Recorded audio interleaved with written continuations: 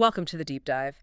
And I have to say, the source material we are looking at today is it's honestly unlike anything we've covered before. Yeah, it really is a completely unique document. Because back in April of 2026, there was this obscure blog post that mapped out exactly how to build a $1.2 trillion tech empire.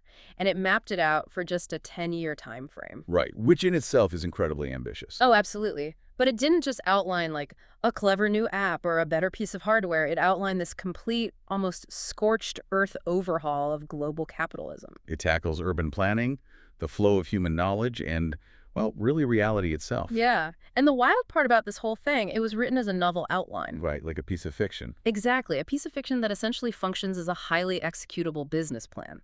So today, our mission for this deep dive is unpacking the blueprints of what the author calls a civilizational engine. It is a staggering document, honestly. The author is Paramendra Kumar Bhagat, and the title of this blueprint is Lumina AI, the trillion-dollar sun. The trillion-dollar sun. What a title. I know, right? And what makes this source so profoundly interesting isn't just the sheer scale of the ambition, is how it takes all the very real, very current technological anxieties you see in the news right now. Like the fears about mass surveillance. Yes, mass surveillance, the total collapse of trust in the media, the threat of AI automation. It takes all of that and it just flips them. It weaponizes them almost. Exactly. It uses the exact mechanisms of our current tech dystopia as the foundational building blocks to engineer what the author terms an age of abundance. Okay, let's unpack this. Because when you look at a 10-year plan to build a trillion-dollar civilization layer, you kind of assume it starts with some massive leap in, I don't know, quantum computing Yeah. or nuclear fusion. Right, some hard sci-fi tech. Yeah. But this blueprint starts with a remarkably mundane, everyday problem that you and I and everyone listening deals with every single morning. This starts with the news. It starts with the news. Yeah. The source introduces us to the protagonist, this blogger named Param, who is operating in the year 2026. And Param has this lightning bolt realization about the media landscape. Which is so crucial to understand. It is, because the conventional wisdom for the last 2 decades has been that journalism is in terminal decline. Right. Everyone says the news business is dying because, attention spans are shrinking or because people refuse to pay for information. Which sounds true on the surface. Yeah, it does. But It's- Param completely rejects that premise. He argues that the news isn't dying at all. Only the institutions are dying. Which is a massive distinction. I mean, think about your own habits, right? You're probably consuming more information, more updates, more raw reality now than you ever have in your entire life. Oh, without a doubt. The human appetite for knowing what is happening right this second isn't shrinking at all. It's infinite. Precisely. And the source points out that platforms like decentralized social media have essentially turned every single person with a smartphone into a global field reporter. Yeah, everyone's walking around with a 4K camera. Exactly. So the world is actively producing an infinite amount of reality.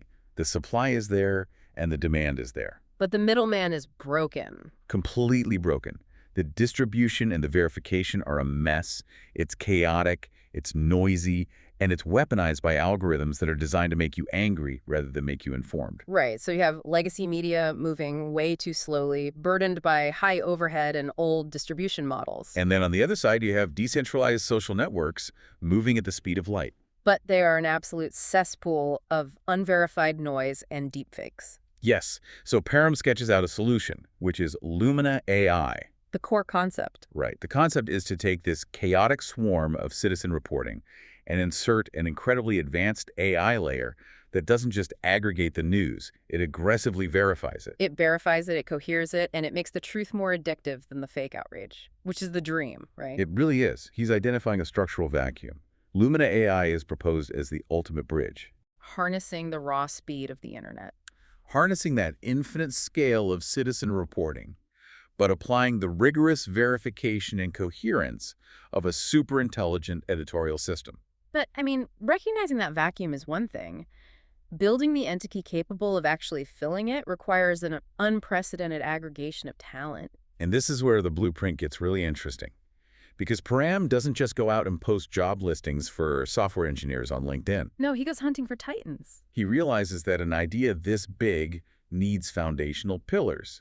So he sets out to recruit what the source calls the Four Titans. And the way he does it is fascinating. Yeah, he uses a technique the author describes as verbal martial arts. Verbal martial arts. I love that phrase so much. It's an excellent phrase. The text defines verbal martial arts as persuasion without desperation. And confidence without ego. Exactly. It's about aligning visions so perfectly that the person you're recruiting feels like it was literally their destiny to join you. He totally bypasses traditional venture capital gatekeepers and goes straight to these cultural and technological cornerstones. Let's break down this lineup because it is wild. Okay, yeah. So first, he goes after Robert Scoble. Right. Now, for context, Scoble represents unparalleled tech trend spotting and just raw, enthusiastic distribution. He is the ultimate evangelist. He brings the energy and the network. Exactly. Then, Param recruits Palki Sharma to provide unshakable editorial authority. Which is a brilliant move. It is. She brings a massive, highly respected global perspective that explicitly isn't anchored in Western Silicon Valley groupthink. Which is critical if you are building a planetary truth engine. I mean, you cannot have a global reality filter built entirely by people who live within a 10-mile radius of Palo Alto. No, you'd get such a skewed version of the world, so that's two. Third, he targets Lex Fridman. And this one fascinated me. Right, because why bring a long-form podcaster into a rapid-fire news AI company? It seems counterintuitive. But the source explains it's about intellectual trust. Fridman brings deep philosophical inquiry and an audience that is conditioned to seek nuance over sound bites. He brings the depth. Yeah. And finally, Param recruits a high-end design firm called Cubics because, as the blueprint explicitly states, UI is not decoration. UI is power. UI is power. The way a user interface looks and feels literally dictates how the human brain processes the information. And Param manages to convince all four of these distinct entities not just to partner with him, but to completely merge their operations. Their audiences, their brand equity. All of it merged into a single, unified corporate structure. Lumina AI. Okay, I have to jump in and play the skeptic here for a second. All right. Because on paper, calling this the Four Titans sounds like assembling the Avengers of the Internet. It's a great pitch deck slide. That sounds very cinematic. It does. But in reality, you have an enthusiastic tech evangelist, a hard-hitting global journalist, a deeply philosophical academic, and a high-end, aesthetic-driven design firm. That's a lot of strong personalities. Right. So how do you possibly merge these massive, highly distinct internet personalities and their equally massive egos, let's be real, into a single room without the whole thing detonating in a matter of days? It sounds like a corporate disaster waiting to happen. Exactly. Is it actually possible to merge them without massive ego clashes? Well, it's the most likely failure point for any supergroup, right? Whether in music or in business. The Beatles broke up for a reason. Exactly. And the blueprint actually anticipates that exact skepticism. It acknowledges that ego is the primary destroyer of value. So how do they solve it? To solve it, Param establishes something on day one called the Corporate Operating System of Greatness. The OS of greatness. Yeah, and this isn't your standard HR manual filled with corporate speak. No trust falls and pizza parties. No, no. It is described as a rigorous, almost algorithmic framework designed to actively neutralize human ego. But how do you algorithmically neutralize an ego, especially a billionaire's or a massive media personality's ego? It relies on a few absolutely non-negotiable principles. The first is mission over ego. Okay. The stated goal of building a planetary truth engine supersedes any individual's personal brand. Yeah. But more importantly, the second principle is culture as code. Culture as code. Yes. They treat the behavioral culture of the company with the same strict, unforgiving logic as they do their software base. So it's not just a poster on the wall in the break room that says, be a team player. Far from it. Yeah. Think about a software base. If a piece of code introduces a bug that crashes the system, you don't negotiate with the code. Right. You rewrite it or you delete it. Exactly. The corporate OS treats human behavior the exact same way. Wow. If a behavioral pattern introduces a bug into the culture, for instance, a founder prioritizing their own title or a corner office over the speed of the mission, that behavior is flagged as a system error. That is brutal. It's aggressively patched or the person is removed, regardless of their status. Nobody is safe. Nobody. And the third pillar of this is radical transparency. Meaning what exactly? Like everybody knows everybody's salary. It goes deeper than that. Every decision, every resource allocation, every strategic pivot is visible across the entire organization. So there are no secrets. You can't have backroom politicking if there are no backrooms. That makes sense. When you combine radical transparency with culture as code, you create an environment where ego-driven behavior isn't just frowned upon. It's practically impossible to execute without immediately being isolated by the system itself. I still think enforcing that requires a terrifying level of discipline, but it does fundamentally shift the paradigm. It sets the baseline. It's like building a psychological containment unit before you even start building the product. Yes, that's exactly what it is. And that leads us to the operational tempo of this containment unit. Because a great idea and a great team are completely useless without a radical new way of doing business. Which brings us to the 6-week law. Yes. What? Lumina enforces this 6-week law, and it is intense. The 6-week law is the operational heartbeat of the entire 10-year blueprint. The rule is absolute. Every major feature, every product launch. Every systemic upgrade must ship in 6 weeks, or it dies. There is no waiting for perfection. None. The guiding philosophy is speed is truth. I really want to highlight how completely unhinged that timeline is compared to traditional tech. It's basically unheard of. Right. We are used to software companies taking 2 years to roll out a slightly updated operating system. 6 weeks means you don't have time for a focus group. You don't have time for a 3-week approval process with legal. It is a ruthless execution model. It is, but it forces what we call first principles thinking. Let's define that for a second for anyone who might not be familiar. First principles thinking means stripping a problem down to its most fundamental, undeniable truths, rather than reasoning by analogy or just looking at how things have been done before. Exactly. If you only have 6 weeks, you cannot get bogged down in feature creep. Or trying to copy a competitor's complex architecture. Right. You have to ask, what is the absolute core fundamental value of what we were trying to give the user? You build only that. You strip away all the friction, and you get it into the real world immediately. It's a hyper-accelerated, almost violent version of agile development. Violent agile. I like that. The 6-week law ensures that the company remains in a permanent state of startup urgency, no matter how large it grows. But this brings us to the biggest question of all. Because if you have this hyper-efficient machine moving at breakneck speed, generating massive value, who actually owns that value? And this is where the blueprint shifts from a cool product idea into a genuinely disruptive theory of capitalism. Yes. The financial engine of Lumina is something the source calls the 30-30-30-10 covenant. This covenant is the architectural masterpiece of the whole vision.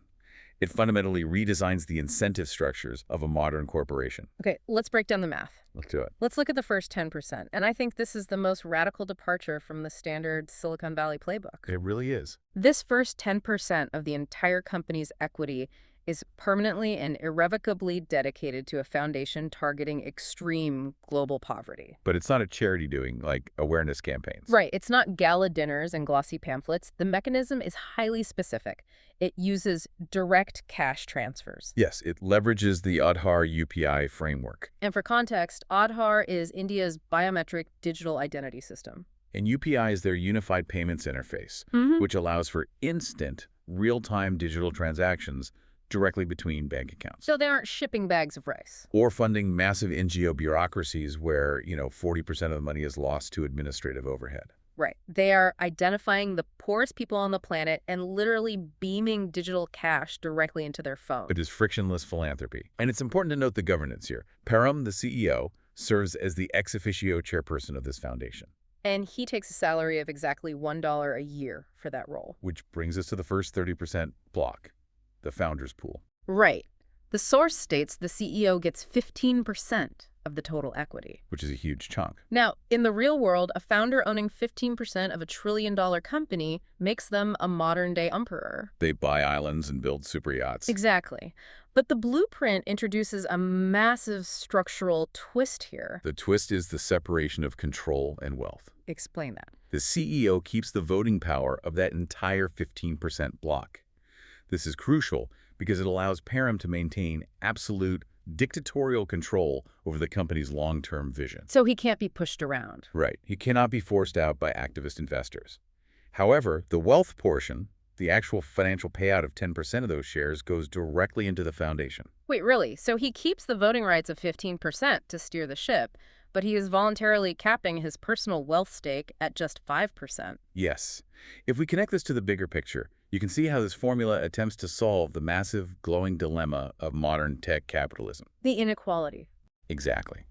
Over the last 2 decades, we have watched tech founders accumulate personal wealth that rivals the GDP of entire sovereign nations. Yeah, it's absurd. And this creates immense societal friction, resentment, and massive wealth inequality. Now, of course it By does. mathematically capping his wealth from day one, while retaining absolute operational control, Param aligns hyper-capitalist growth with extreme, unavoidable social responsibility. He wields the strategic power of a tech emperor, but he has structurally prevented himself from hoarding the gold. Exactly. I really want you, listening right now, to just imagine this as a thought experiment.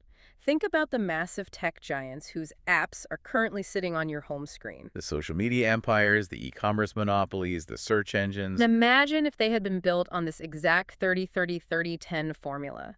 Imagine if 10% of their multi-trillion-dollar market caps were systematically, algorithmically siphoned off to fund direct, real-time cash transfers to the world's absolute poorest citizens. It would change the world overnight. How fundamentally different would global wealth inequality look today? It's staggering to think about. It is staggering. You are essentially turning the most aggressive capitalist engine ever built into an automated poverty eradication machine. Okay, so that's the foundation and the founder. Let's look at the rest of the pie. Right. The next 30%. The next 30% is allocated to investors, but again, they don't just hand it over in one massive seed round. No, it's doled out in 10 highly disciplined stages, 3% at a time. Which is so smart. This is a defense mechanism against venture capital bloat. Because in our current reality, a startup raises like $500 million. The founders get complacent, the investors demand a board seat. And suddenly the investors are dictating the product roadmap to ensure a quick payout. Exactly. By releasing the equity in strict 3% stages over 10 years, Lumina ensures that capital is only exchanged for actual, sustained, proven growth. It keeps the investors hungry. It keeps them hungry and prevents them from gaining the leverage needed to override the mission. And finally, the last 30% block goes to the team members. And there's a vital detail here. Yeah. This equity is spread out over 10 years, and no team member is required to buy their shares. They are granted. They are granted. It creates a true ownership culture, Because in many modern tech companies, employees are given stock options, meaning they have the right to purchase the stock at a set price. which often requires them to lay out their own cash, creating a financial burden. Exactly. By simply granting the 30%, Lumina turns its workforce into literal owners of the civilizational engine they are building. So just to summarize the 30-30-30-10 covenant, it keeps the founders in control but prevents them from becoming oligarchs. Right. It keeps the venture capitalists disciplined and stripped of operational power. Yep. It turns every employee into a deeply invested stakeholder. And it permanently hardwires the company's financial success to the alleviation of global poverty. It is an incredibly resilient financial architecture. It's so well thought out. It operates like a perfectly balanced nuclear reactor. You have the immense explosive heat of capitalist growth in the core that's the founder's drive in the team's ownership. But you have these built-in control rods. Exactly. These staged investor payouts and the massive 10% foundation siphon. They act as control rods that draw off the excess heat so the core doesn't melt down the surrounding society. That's a great way to put it. And they needed that incredibly solid, unshakable foundation because Lumina's very first massive disruption in the market relied on doing something that essentially declares war on the entire modern internet. Oh, absolutely. When Lumina News officially launches as their first product, its primary differentiator isn't its sleek design or its speed. It is a total, uncompromising, militant commitment to zero surveillance. This is where the blueprint moves from theory into active combat with the status quo. Because for the last 2 decades, the fundamental business model of the internet. The way almost every single free app on your phone makes money. Right, it has been data harvesting. The phrase is, if you aren't paying for the product, you are the product. Exactly. The old model is you track every single micro-behavior of the user. How long they look at an image, what they click, what time of day they scroll. You use that data to build an incredibly detailed psychological profile of their vulnerabilities. It's so creepy when you think about it. It is. Then, you feed that profile into an algorithm designed to manipulate their emotions, usually through outrage or fear, because those drive the highest engagement. And you sell access to that manipulated state to advertisers or political actors. It's essentially a massive, invisible psychological extraction industry. But the source material describes Lumina News dropping into the market with no behavioral tracking whatsoever. None. No hidden cookies, no secret dossiers on your political leanings. And crucially, there are no manipulative algorithms secretly deciding what you should feel outraged about today just to keep your eyeballs glued to the glass. But this raises an immediate massive problem. If you reject the surveillance model, if you refuse to track the user's clicks to build a predictive algorithm, how do you actually serve them a personalized newsfeed? How does the platform know what the user wants to see if the AI isn't spying on them? The blueprint solves this by giving the power directly back to the human. Instead of a hidden black box algorithm dictating your reality, Lumina introduces something called truth modes. The user takes complete, conscious, active control of their information diet. And the modes listed in the source are breaking mode, deep mode, neutral mode, and context mode. I love this concept. Me too. Yeah. Think of these truth modes like a highly customizable nutritional label for your daily information intake. That's a perfect analogy. Right now, on traditional social media, you are force-fed whatever high-fructose outrage the algorithm decides is most profitable. But with Lumina, you decide exactly how dense, how raw, or how processed you want your reality to be at any given moment. Exactly.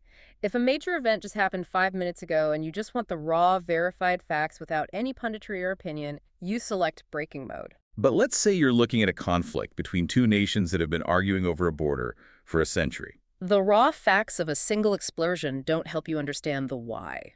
So you switch the dial to context mode. The AI instantly reorganizes your feed, pushing down the rapid-fire citizen videos and surfacing deep-dive historical analyses, verified timelines, and expert consensus. You are in the driver's seat of your own perception. But we have to look closely at the AI mechanics here. Because if you select neutral mode or context mode, the AI isn't just handing you a Wikipedia link. No. The source explains that Lumina's AI doesn't just scrape existing news articles and summarize them. That's what early AI did. Right. Lumina's AI acts as an incredibly powerful, real-time verification engine. How does that actually work, though? I have to push back here, because we know that AI hallucinates. Sure. We know that if you feed an AI a bunch of contradictory citizen tweets, it might just invent a completely fake story that sounds plausible. Okay. So how does this system outdo a human desk editor at a major network? It works through massive, instantaneous triangulation. Okay, triangulation. The blueprint describes the AI ingesting millions of microsources simultaneously. Like what kind of sources? It takes social media text, raw smartphone video footage, local traffic camera feeds, and weather data.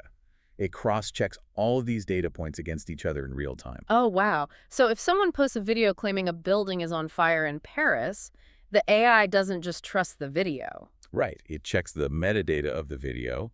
It cross-references the weather in the video with the actual meteorological data for Paris at that exact minute. It checks the shadows in the footage to confirm the time of day. It cross-references the audio with other microphones in the area. And it applies dynamic reputation scoring to the source uploading the video, right? Like, have they been reliable in the past? Exactly.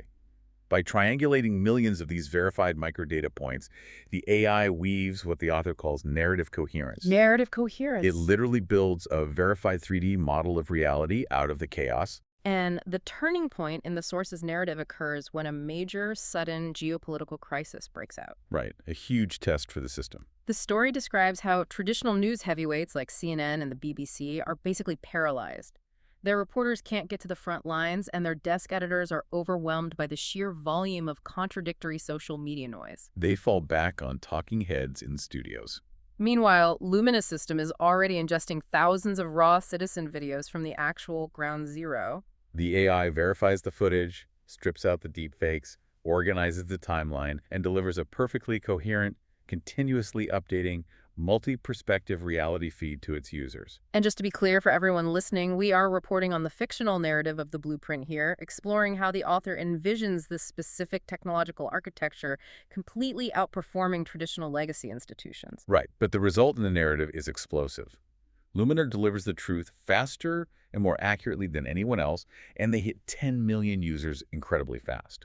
And that rapid, undeniable growth naturally triggers the establishment's immune response. Of course it does. In the blueprint, we see traditional competitors launch a coordinated attack. Legacy journalists run op-eds labeling Lumina as dangerous AI propaganda simply because it bypasses their editorial control. Governments threaten to ban it, accusing it of destabilization because they can no longer tightly control the narrative.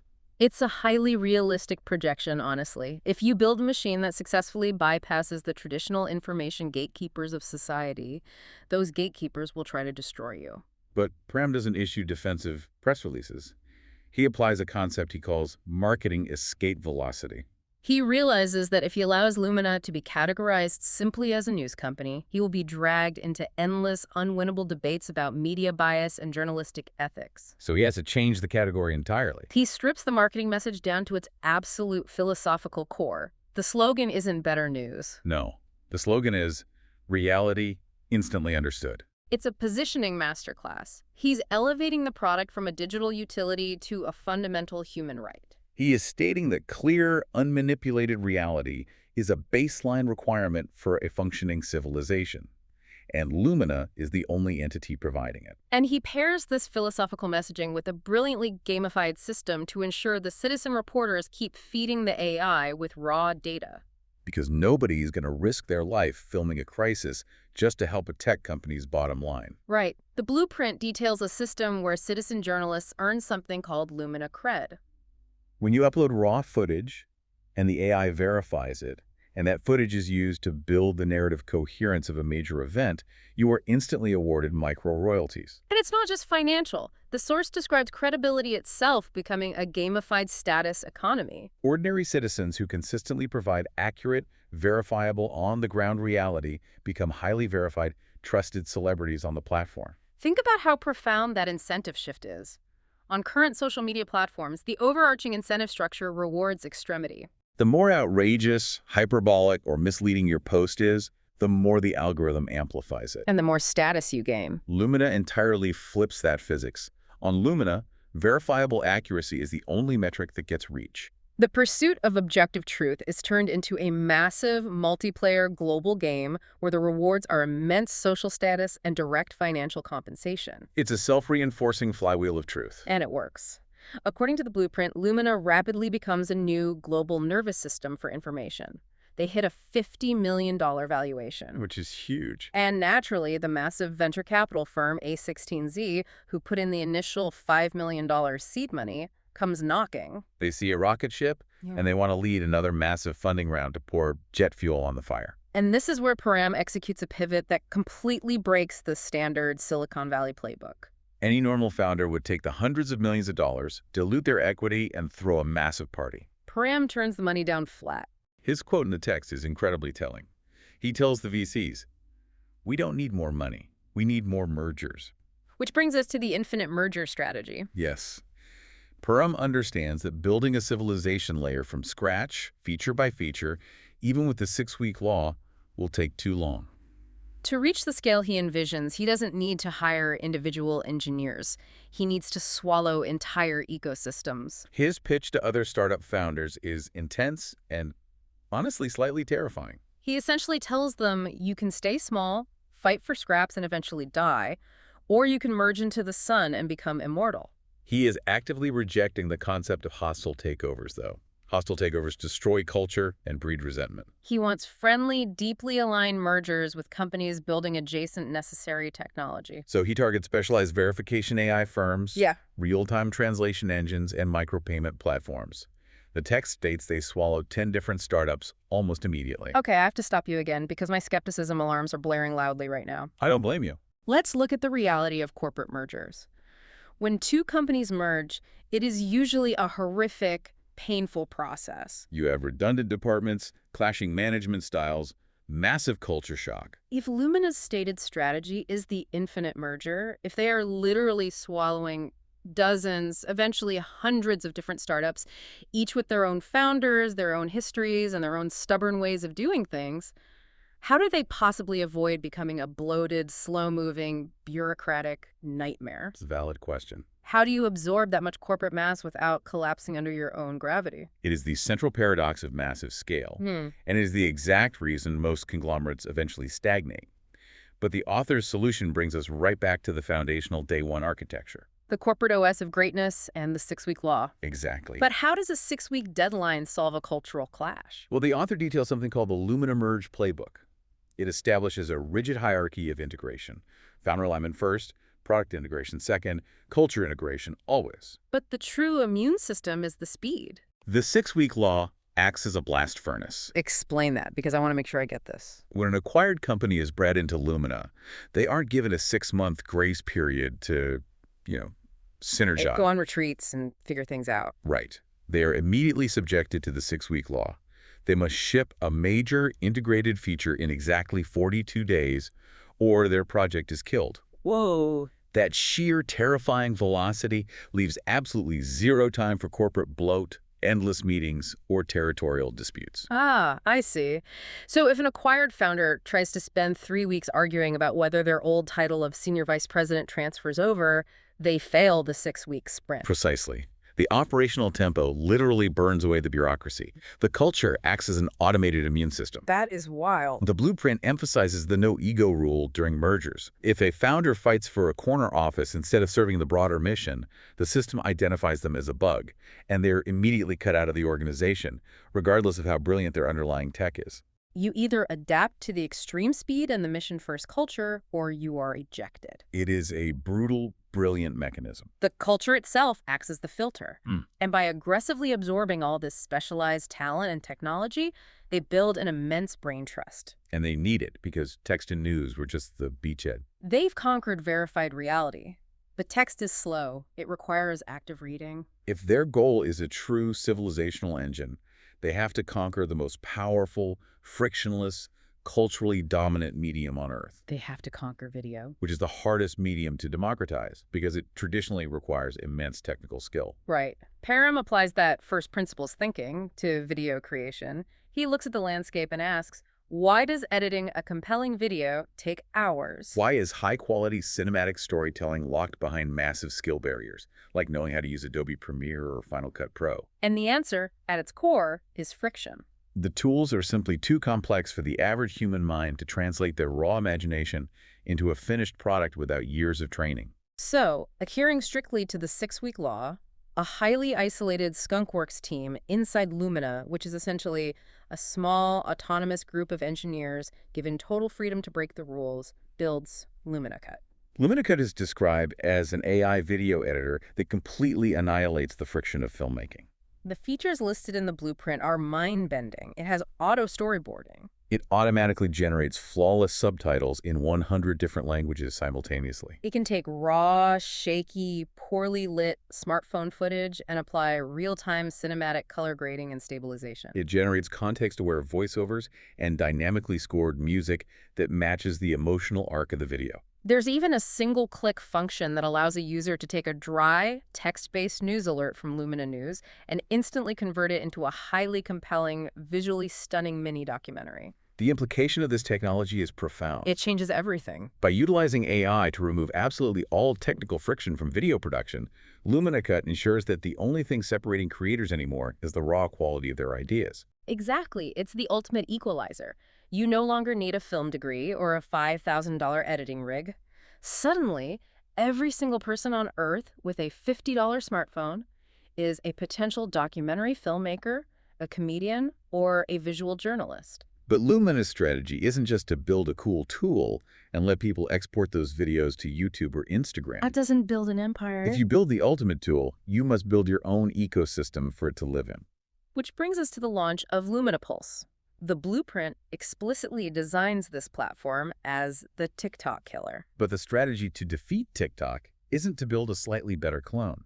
You cannot beat an incumbent by copying them. Lumina Pulse aims to kill TikTok by offering a structurally, philosophically superior proposition to the creators themselves. Let's look at the differences, because they echo the exact same principles that made Lumina News successful. Just like the news platform, Lumina Pulse features absolutely zero surveillance and zero hidden algorithmic manipulation. On traditional short-form video platforms, the algorithm is a black box owned by the corporation, designed solely to maximize your time on the app. It will feed you endless dopamine hits, regardless of the mental health toll.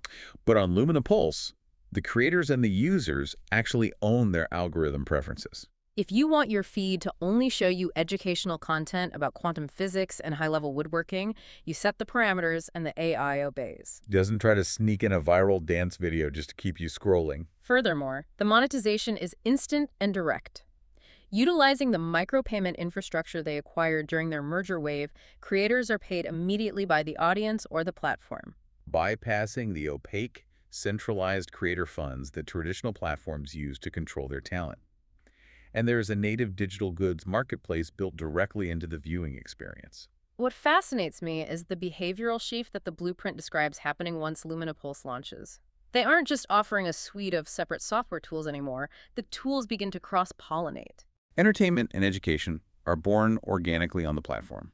A user might take a breaking news clip about a political debate from Lumina News, seamlessly pull it into Lumina Cut, remix it into a highly produced satirical comedy sketch, and publish it on Lumina Pulse. Where it instantly monetizes. Param observes this exact cross-pollination and makes a critical declaration in the text. He says, "We are no longer building a company. We are building an ecosystem that eats ecosystems." An ecosystem that eats ecosystems. That's a terrifyingly ambitious phrase. It really is. Because once you have built an interconnected system that gives humanity the ultimate tools to understand reality and the ultimate tools to communicate and entertain, what is the next logical step in the evolution of human society? The next logical step is upgrading how the human mind actually processes information over the long term. You have to upgrade how humanity learns. Which brings the blueprint to the concept of liquid learning. The text introduces a new pillar called Lumina Scholar. And this is where the 10-year plan moves aggressively from media and entertainment into deep foundational human development. The core concept driving Lumina Scholar is liquid computing applied to education. Let's define what they mean by liquid computing in this context. Traditional education is rigid, it's solid. You have a textbook written 5 years ago, a curriculum designed for the average student, and a standardized test. The information doesn't move or adapt. Liquid computing implies an AI tutor ecosystem that flows and molds itself entirely around the unique cognitive rhythm of the individual student. So it's not just a chatbot that gives you multiple choice questions or regurgitates Wikipedia. No, it is deeply adaptive. It analyzes how long it takes a student to grasp a concept. If a student learns better through visual metaphors than through text, the AI instantly restructures the entire curriculum to be visually driven. It personalizes the teaching style, the pacing, and the emotional tone of the instruction. But here is the absolute genius of the integration. Lumina Scholar doesn't operate in a vacuum. It uses the vast, continuously updating real-time resources of Lumina News and Lumina Pulse as its dynamic textbooks. So education is completely desiloed. Imagine a high school student learning macroeconomic principles like supply and demand. Instead of reading a static 10-year-old chapter about the price of widgets, Lumina Scholar pulls in a verified, real-time geopolitical conflict happening that very day on Lumina News. Say, a blockade of a major shipping lane. The AI tutor uses that real-world unfolding event to explain supply chain shocks and price elasticity in real time. Or a student can learn the principles of physics, momentum, velocity, gravity by having the AI break down the exact mechanics of a viral parkour video currently trending on Lumina Pulse. It replaces theoretical, static lectures with dynamic, emotionally resonant, real-world simulations. And these AI mentors are specifically designed to feel deeply human, patient, and empathetic. The source provides a very specific, highly emotional scenario to illustrate the impact of this. Yeah, this part got me. It doesn't talk about a kid at a private prep school in California. It paints a picture of a deeply impoverished village child in Bihar, India. I want to spend time on this image because it grounds all this high-level tech in profound human reality. The text describes this child sitting in the dirt, holding a cheap, battered, basic smartphone. But on that screen, they have access to an AI tutor that is infinitely patient, infinitely knowledgeable, and specifically calibrated to that child's exact learning speed. The text describes this child successfully solving advanced mathematical problems that would normally be reserved for university students. When Param, the CEO, witnesses this exact scenario occurring on the network, his reaction isn't to boast about user metrics. His reaction is a quiet, profound realization. He says, "This is how poverty dies." It's an incredibly powerful moment in the blueprint. And it is powerful because it intrinsically links back to the 30-30-30-10 covenant we discussed at the very beginning. Remember the 10% foundation. Right. That foundation is using direct cash transfers to provide the absolute baseline of survival food, shelter, security. It establishes the floor. But democratized, hyper-advanced, individualized education provides the ceiling. It provides the escape velocity. Lumina is structurally attacking the concept of extreme poverty from both ends simultaneously. It is a beautiful vision. But executing a vision that expansive means Lumina has fundamentally outgrown the internet. A digital platform, no matter how advanced, isn't enough to house a civilizational engine. You can't just live in the cloud forever. The blueprint describes the moment Lumina breaches containment and forcefully enters the physical world. This represents a wild escalation of the corporate vision. They decide to build something called Accelerator City. And they build it in India. Accelerator City is not a metaphorical digital hub. It is a massive physical metropolis explicitly designed from the ground up, block by block, to manufacture human ingenuity and launch startups at warp speed. The logistics described in the text are genuinely mind-bending. It is a city optimized entirely for creation. Let's walk through what it would actually look like to live there. The city features dedicated, subsidized housing exclusively for founders and creators. It is heavily populated with cutting-edge hardware labs, robotics testing zones, and massive server infrastructure. But the true innovation is the removal of bureaucratic friction. The city has a system for instant legal incorporation. You have an idea at 2 a.m., and by 2:05 a.m., you have a registered corporate entity, a digital bank account, and access to the city's legal frameworks. Funding pipelines from Lumina's venture arm are built directly into the city's digital infrastructure. And education is completely ubiquitous. Lumina Scholar acts as the central intelligence, the actual municipal brain of the city. The physical architecture is seamlessly integrated with the digital ecosystem. Initially, the narrative states that the rest of the world laughs at the audacity. A tech company deciding to build a sovereign municipality. It sounds like a hubristic disaster. But the blueprint projects that in its very first year of operation, Accelerator City successfully produces 1,000 viable startups. 1,000? That's an astonishing output. And it feeds the machine. Many of these newly minted startups naturally merge back into the Lumina ecosystem, fueling the infinite merger engine we talked about earlier, while others become strategic allies in the broader market. The city becomes a self-replicating engine of innovation. Here's where it gets really interesting, though. The success of Accelerator City is so undeniable, so economically explosive, that a government delegation from an African nation approaches Param. They don't ask for a software license. They ask him to physically build an accelerator city within their borders. That is the exact moment the paradigm permanently shifts. At that moment, Lumina has fundamentally stopped being a tech startup. It is operating with the physical infrastructure, the educational capacity, and the diplomatic, geopolitical weight of a sovereign nation. But expanding into the physical world on a planetary scale requires a completely new economic model. You cannot sustain the infrastructure of multiple physical cities, AI supercomputers, and global networks just by selling digital ads or $5 micro-subscriptions. The burn rate would be astronomical. This absolute necessity forces Lumia into its boldest and undoubtedly most dangerous strategic move. To generate the capital required to be a civilization layer, they have to directly take on the ultimate, undisputed giant of global commerce. They have to take on Amazon. The text calls this phase the Amazon dwarfing. Lumina decides to launch its own massive marketplace. But their strategy is brilliant precisely because they flat out refuse to fight Amazon on Amazon's turf. You don't beat a monopoly by playing their game.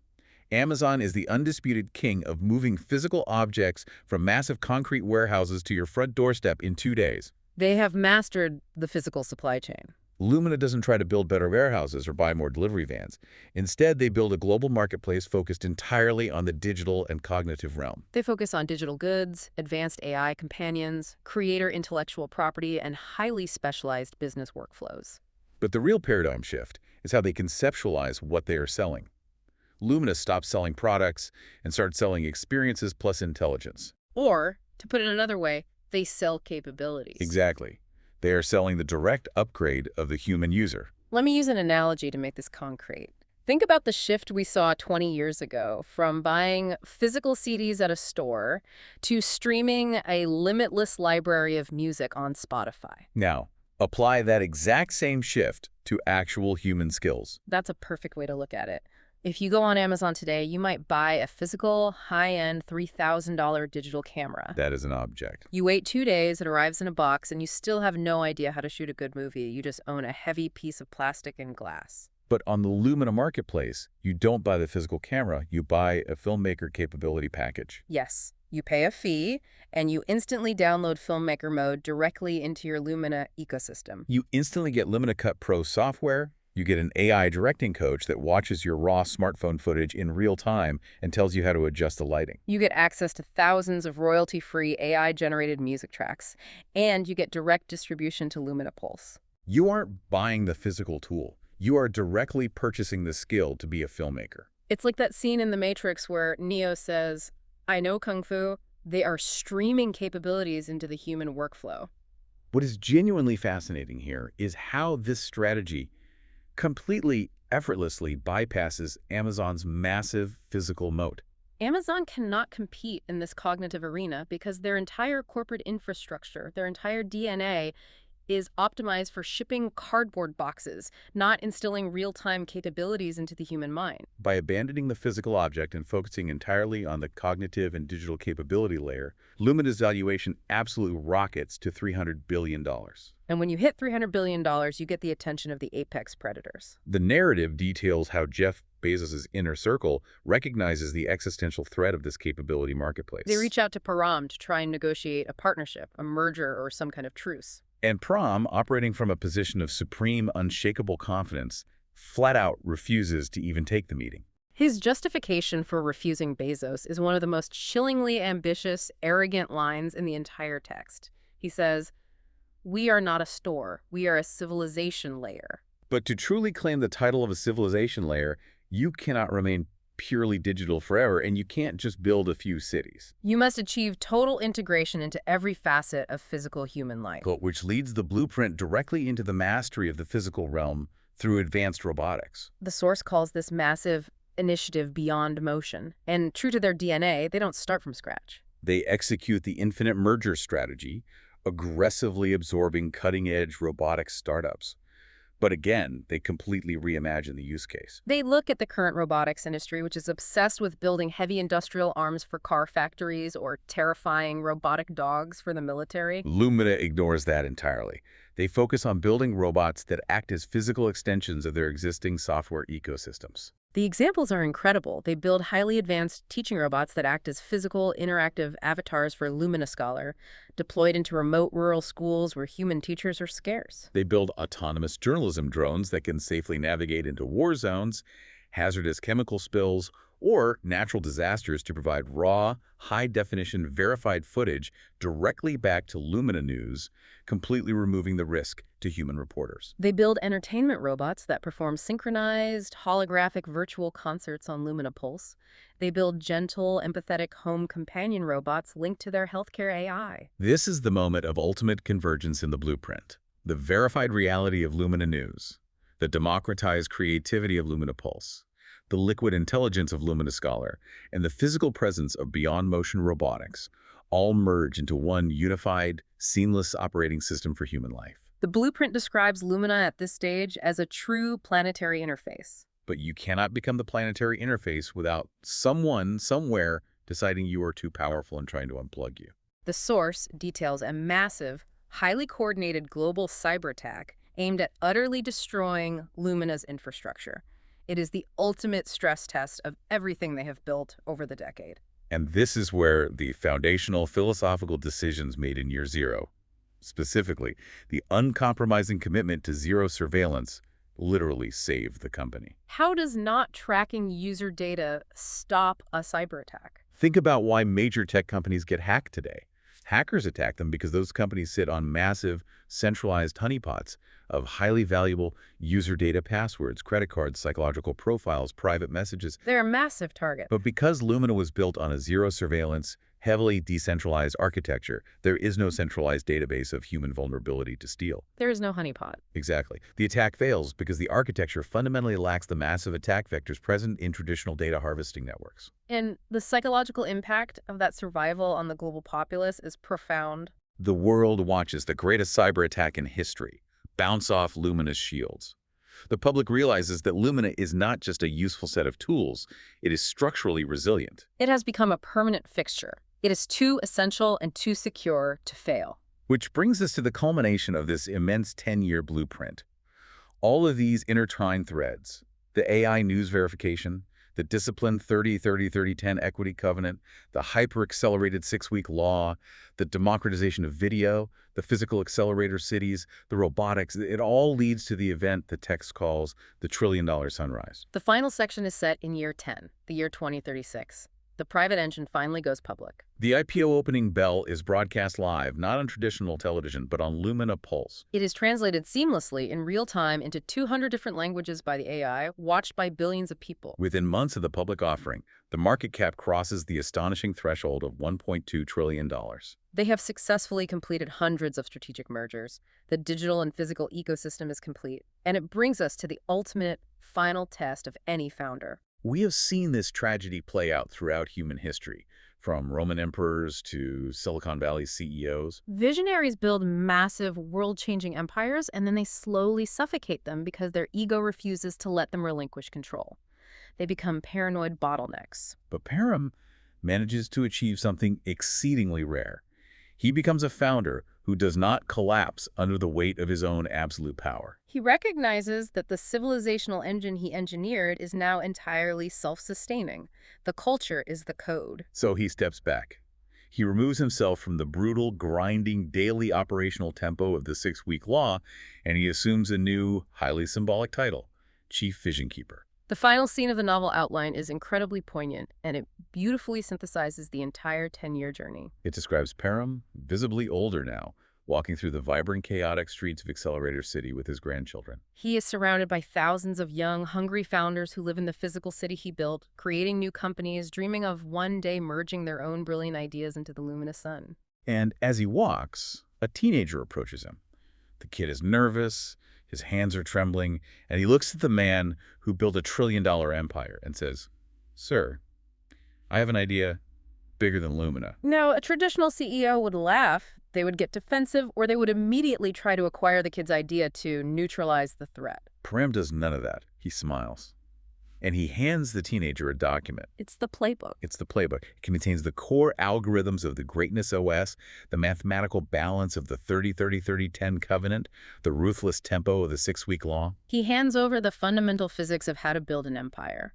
And his final words to the kid are, "Then build your son." It is a perfect, resonant conclusion. It proves fundamentally that the corporate operating system worked exactly as designed. The mission truly was placed over ego, right up to the very end. He spent a decade building a $1.2 trillion engine to elevate humanity, and his final act as CEO is to hand the ignition keys to the next generation, actively challenging them to make him obsolete. It is an absolutely massive, sprawling journey we've just taken you on today. We've unpacked a decade of highly plausible, meticulously constructed future history. We started with a lonely blogger, realizing that the institutions of truth were dying.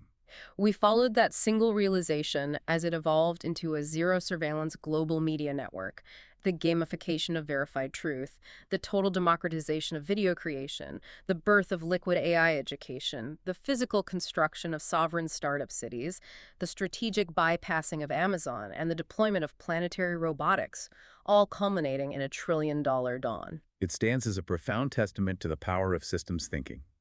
The ultimate argument of this blueprint is that you cannot truly change the world just by building a clever app or a faster microchip. To change reality, you have to fundamentally redesign the underlying equity structures, the operational tempos, and the core incentive mechanisms of human behavior itself. So having covered all of this incredible terrain today, I want you to think about your own life for a moment. When you look at this 10-year blueprint, what piece of it grabs your imagination the most?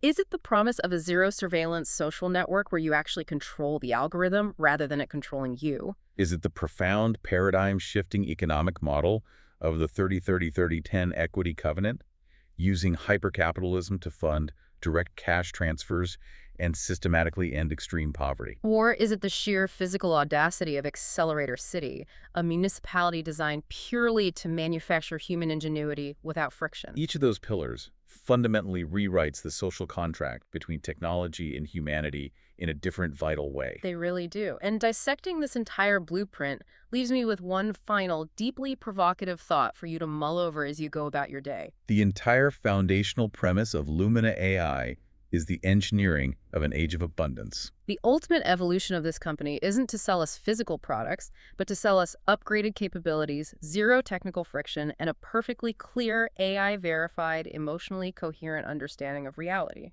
But it makes me wonder, what happens to the parts of human nature that actually like the chaos? The parts of us that thrive in the messiness, the ambiguity, the arguments, and the raw friction of the old world. If technology actually succeeds in building a perfectly smooth, frictionless civilization layer, where reality is instantly understood and creativity takes no technical effort, in an age of abundance, does friction actually become the new, highly sought-after luxury? That is a fascinating question to leave on. If reality is instantly understood and creation is effortless, where does the mystery go? Exactly. When you look at an architectural blueprint, the beauty is entirely in its perfection, its clean lines. But a living city, a real civilization, is beautiful precisely because it is messy, unpredictable, and constantly breaking its own rules. Thank you so much for joining us on this deep dive into the trillion-dollar sun. We will see you next time.